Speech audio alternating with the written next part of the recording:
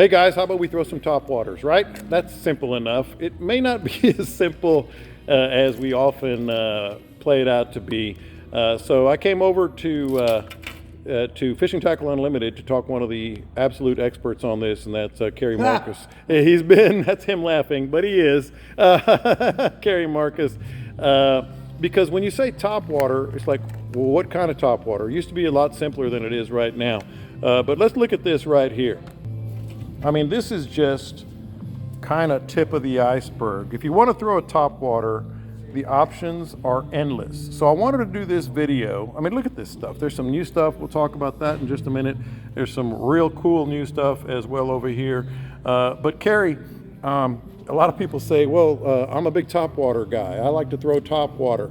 But there are certain situations, certain baits, certain sizes that are just going to be different. So I wanted to go through some of these. Some of these are brand new, and you can start wherever you want. But when I'm throwing a top water, it's probably something along that line right there, the Spook Junior, because I like to fish now down in Aransas Pass, but I fished in Sabine, I've fished in a lot in Sabine, a lot in Trinity Bay, a lot in Matagorda, East Matagorda Bay, and I'm throwing different kinds of top waters in there. So let's start wherever you want to start. What would you tell our listeners, our viewers, about what some of the things you might want to do with these top waters? Well, partly consider the depth of the water you're going to be fishing in. In little bitty, skinny, knee-deep water, I'm going to fish something pretty small. Mm-hmm. And that's a new one there. Yeah, the Junior that you were talking about, that's been around for a while. Now they've got this little bitty guy. Mm-hmm. Boyo? Yeah, Super Spook Boyo. Mm-hmm. It probably is really best with a spinning rod. And for size, reference purposes, it's right at less than 3 inches. Yeah. So, just smaller baits for really shallow water.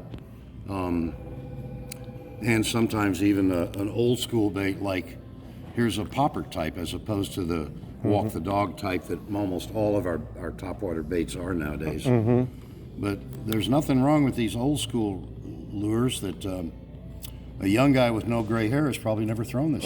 That's true. Well, I have. But they really do work, and they make a subtle enough pops where you can fish them in pretty dead-come shallow water. Yeah.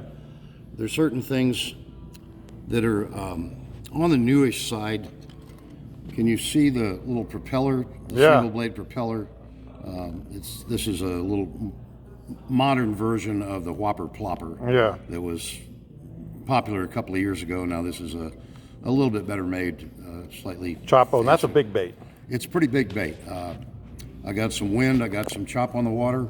This is making plenty of noise going plop, plop, plop, plop, plop, plop, where I can fish it on what would normally be considered not really top water conditions. Mm-hmm. It makes a fair amount of noise. Mm-hmm. You can fish it slow and not make a huge amount of noise, but that's where I would generally use that, is when I've got some chop on the water. Yeah. The standard baits are just what they are. They're walk the dog type baits where you learn to manipulate the rod mostly, a little bit the reel, but mostly the rod. And your choices are Mirrolure. The knockers are different. The knockers are different. And inside Mirrolure, in the dog series, there's sheep pups and there are 4 or 5 different variations, all of which have a slightly different sound. That's the top dog, that's the she dog. This happened to be top dog, she dog. There are 3 or 4 or 5 other choices we can put in there. And they all have slightly different rattles in them. And gosh, I don't know how to recommend that. It's some of it is just simply personal preference. Yeah. It's sort of like gear ratios on a reel. Mm-hmm. They don't make a huge difference. Yeah. But up here, they do, because that's what Grandpa fished with. Therefore, that's the only thing that'll work. That's what your buddy fishes with, or whatever. So there are beginning to be some slight changes in the nose of that. Mm-hmm. This is a spook, a super spook. We've seen these forever. Yeah. Here's a slightly more modern take on the nose of a walk the dog type top. Pointing down a little more. Yeah, it's a little unusual shaped. Mm-hmm. And it dances slightly different. Mm-hmm. It doesn't necessarily have a particular place to fish it. It's just busy being different. Yeah. And again, we showed that in the Mirrolures and the dog series. When you get into the Heddons that are very, very, very popular, they've been around since dirt was invented. Yeah. That's what a standard one sounds like. Here's what the junior sounds like, Yeah. about the same. Yeah. The little guy is a little lighter in tone. And then some people love this. It's called a one knocker. Yeah. Totally very different, popular right Totally now. different rattle sound. Yeah. And again, you will have people who are absolutely convinced that they have the formula as to why you use this rattle in that situation. Yeah. I don't know that I'm that smart. What's really kicking tail right now is a brand new bait, Mansfield Knockers. It's a walk the dog type bait with a torpedo shaped head on it. You can see it's got a bit of a waist or a throat. Yeah. So the body goes in and then out again. And I think that probably helps it bounce a bit in terms of walking the dog, I think. Yeah. I know it does do a great job with that. And two things cool about it, three things. One, they're catching fish like crazy. Yeah. So I guess the action that they have, It's working. It's really, really good. And part of it is that wasted part of it. It's got to be helping it. And it's also, they've got some of the coolest, most unusual colors. That's what I was just going to ask you about. Which, everybody needs bubble gum. Yeah. Nobody else has this. Here's a psychedelic fluorescent yellow with red and Oh yeah, look at white the back. and cream. I mean, it's just, it's weird. Some kind of orange Dalmatian dog. I don't know. And then here's a tiger. A tan and brown tiger. I've never seen a tan tiger before. Well.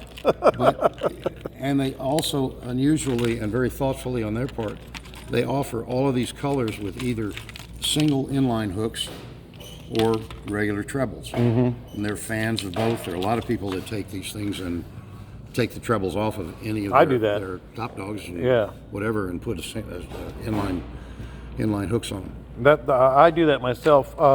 And the difference about some of these, let's look at the Heddons right there, the Spooks.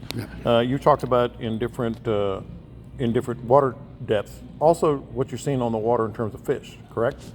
Well, to some extent, I mean, the mullet that the trout may be hanging out around will not be this big this time of year. They're just not. They're this size or this size. So I'm generally going to try and sort of match the hatch size-wise a little bit. And again, like we talked about early on, might have a little bit to do with how deep the water I'm fishing in. Right. You know, a smaller bait in this, and if I'm fishing waist deep, I'm going to I can get away with a bigger bait that makes more noise. Yeah. Let me ask you this. Go ahead. Yeah, let's do this. At the risk of sounding like, I sounded like selling these. I'm not. I'm just bragging on how well No, they've been they're very selling. popular. They've been great.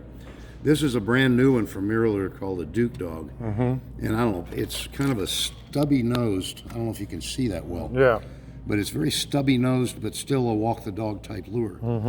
And the colors that are available. That's a great color right there. Yeah, that's my favorite. It's called, what's it called? Emerald Bay. I mean, it just looks good enough to fillet and eat. Anyway, they've got fabulous colors, which Mirrolure always does. And again, it's a risk of sounding like I'm selling. No, that's why we're talking about them all. These are selling real well because they're new and the colors are just grabbing people.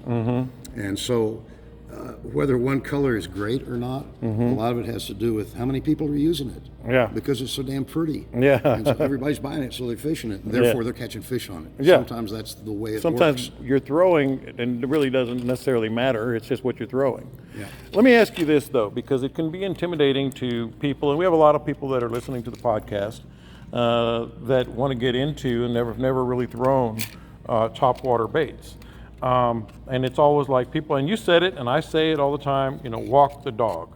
But there is not necessarily, and Captain Dean Thomas has talked about this on the podcast, there's not necessarily a hard and fast rule, do it this way. My wife has just gotten into fishing. She pretty much just reels it in and tweaks it once in a while, and she's caught fish on topwater. So the whole working it aspect for guys getting into it, how would you describe that? Fish it at whatever speed you're comfortable with. Is what I would do. It has more to do with the twitch of the rod, and therefore, your wrist action. And generally, most people fish it with a fairly high rod. which is okay. I know a couple of people that I fish with that Keep it fish down. it down here low, like we're snook fishing or something. Yeah. Like the mangroves. Yeah. And their walk the dog thing works just fine. I can't do it. Yeah. Sideways. Yeah. I can do it with a high rod like that. And I know for a fact, I catch fish on top waters. Yeah. But I know I work them too fast compared to 99% of the world. Oh, really? But it's just the way I fish. It's whatever you're comfortable with. Well, let me divert away from topwaters for a minute. Yeah. It is so hard for me to fish a corky. So hard. You're not alone. And every time I use them, I'm cussing and I'm catching fish. And I should fish them even slower. Yeah. So the same with my topwaters. I should fish them slower. Yeah. And make the rattle go kuchquink, Yeah. kuchquink, Yeah. kuchquink, as opposed to Yeah. which is kind of how I fish. Well, but the fish get mad at it anyway. Yeah, that's right. They'll hit it. Yeah. The other thing is, and this is something that we probably need to revisit on the podcast, but I'll ask you, the rod weight, how stiff or light or medium light, is there like a sweet spot for you? Frankly, the rod I use for topwaters is our rod. It's a fairly stiff rod, a Corky model. That's pretty. It'd be a medium. Okay. But the problem with saying medium, it doesn't mean anything. Yeah. One company's medium is another company's Yeah, you got to medium test light. the rod. I don't know, you have to wiggle the rod. Like the little flippy rod, and Captain Scott gives me a hard time on this. I like the flippier, medium light, soft tip, just because I think it kind of works the bait easier. But he says you're working your arms more than a stiffer rod. You But probably it's are, but just it's comfortable for me. You're probably sweeping more just to Yeah. because so much of a very light tip rod is bending before anything happens out there at the lure or the Yeah. cork. Yeah. But if that's comfortable for you, why Right. the heck would you change? I've been doing it for 30 years. Please don't change. You'll quit catching fish for a while until you relearn the techniques. So Exactly. Damn it, don't change. Yeah. But for a sweet spot for someone getting Most- into it. Most people, if they have the luxury of having a couple of different rods, most people will work a topwater a little bit better with a rod a little bit on the stiff side. Yeah. Because it's that bending action where with a very soft tip rod, which is great for throwing 16th ounce jig heads with a little bit of plastic on it. Yeah. You're bending so much of the rod before anything happens way the hell out there by the lure. Yeah. That some people, it's very hard for them to get the action going on a consistent basis with a very light tipped rod. Right. You're the exception, but like I've I just said, been doing it. Don't quit. Don't you dare quit. I probably started the way you're talking about. It's back when I only had one or two rods, yeah. and I was like, well, I'll tie this on this rod, and now I'm comfortable with it. Last thing, I mean, the market itself, as we've illustrated here, is just off the chain, and there's so many options. Yeah. So when you're, it's really pick your poison. Try to keep it smaller if it's in the water. Like just someone saying, I'm going to go into Fishing Tackle Unlimited, and I'm going to get me some topwaters, and I'm going to learn how to throw a topwater, and I'm going to catch fish on topwater. Is there necessarily something that you would recommend? If they would listen to me, and at least for my recommendation, I'd have them get. Here's a good example here on the Rapalas. They're both skitter walks. There's a small one and a large one, and get 2 colors of this and 2 colors of this. You're done. And you're for done. now. For Yeah. now. Yeah. And then if you decide you've become an absolutely addicted topwater fisherman, yeah, you'll have too many colors and a whole bunch of say pink or a whole bunch of say bone. Yeah. But that's down the road. I mean, you can Yeah. start out. You don't have to get a huge assortment of things to keep, and it keeps the price down because the price of lures has gotten. Some of it's these are gotten up $16 there. and $17. Some of the special colors Yeah. are $16.99. Yeah. Don't you dare go and try to catch some line class record on 4-pound test line with a lure that's that expensive. Don't do it. Don't do it. And then one other thing, and this is just me because it helps when people are walking around the boat and you don't want them to get hooked up. You don't want the rods to get hooked up with each other and tangled. I would recommend, and I'm curious what your thoughts are, go ahead and change to the single hook. My personal thought is if you can't buy one that has a single hook already like that, my thought is I don't miss any more fish. Yeah, a store sells inline hooks if they're in stock. I mean, certain times a year we'll just blow through them so quickly. We'll go, what the heck happened? Where'd they go? Yeah. But yeah, I'm a fan of the singles. I don't like, especially trout.